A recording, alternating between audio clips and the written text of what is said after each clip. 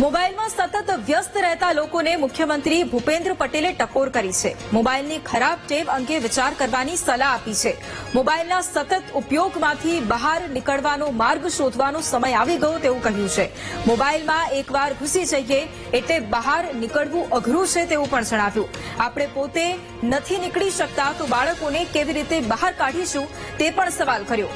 પોતાની સ્પીચ દરમિયાન અધિકારીને મોબાઈલમાં વ્યસ્ત જોઈ અને ચિંતા વ્યક્ત કરી. बहुत बुरी चीज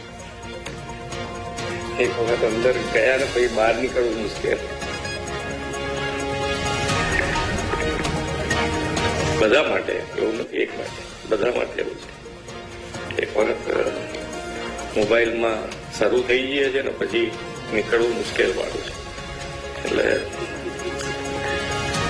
આપણને એમ થાય કે આપણા દીકરા દીકરીઓને કેવી રીતે આમાંથી બહાર કાઢવા. આપણે નથી નીકળી શકતા. જો શરૂ થયા હોય તો આપણે બહાર નીકળવું મુશ્કેલ.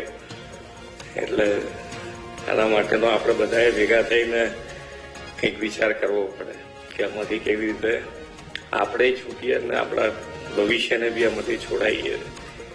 એટલે લિમિટ કોઈ બી રીતે કઈ રીતે નક્કી કરી શકાય એના માટેનો વિચાર કરવો હવે સમય આવી ગયો છે કે એનો સમય